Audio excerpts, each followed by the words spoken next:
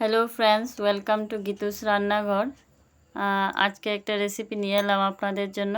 রেসিপিটা হচ্ছে মাছের ডিম বড়া করে আলু দিয়ে একটা সবজি বানাবো, সেটাই আপনাদের সাথে শেয়ার করব। তাহলে চলুন দেখা যাক কিভাবে বানাবো এই রেসিপিটা।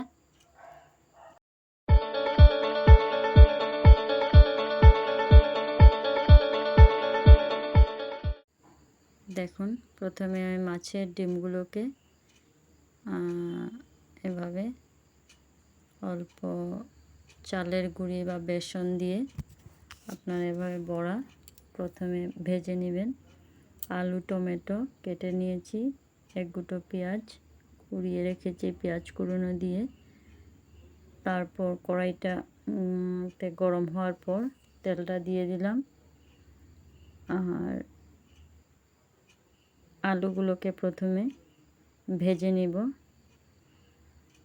বেশি আলু দেইনি, আমি এক গুঁটো আলু দিয়েছি, কারণ বেশি আলু দিলে অনেকেই ভালোবাসে না।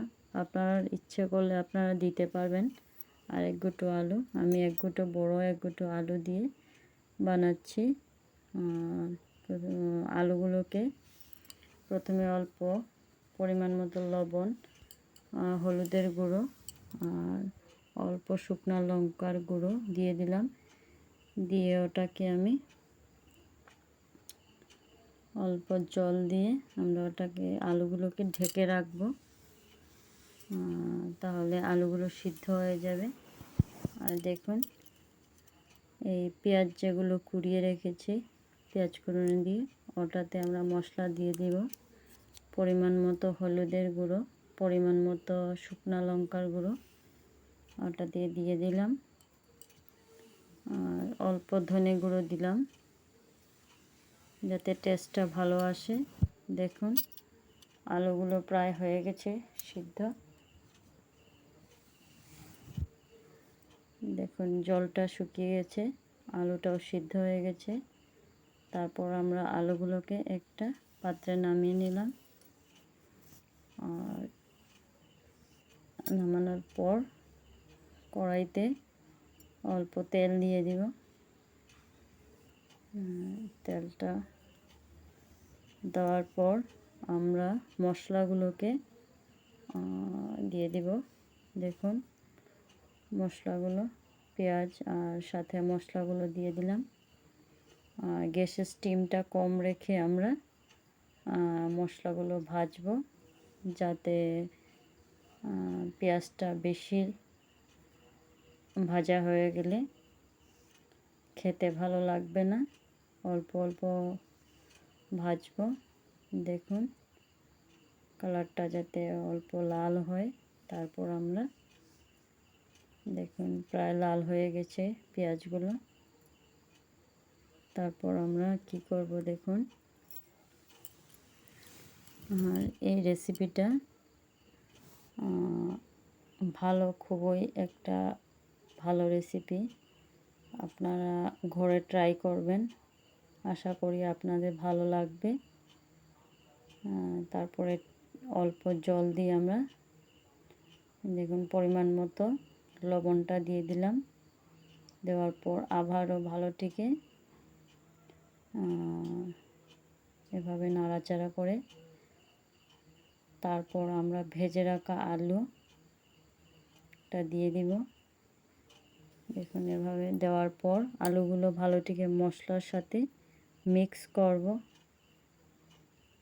তারপর আমরা কেটে রাখা টমেটোগুলো ওটাতে দিয়ে দিব, আর অল্পভাবে নাড়াচাড়া করার পর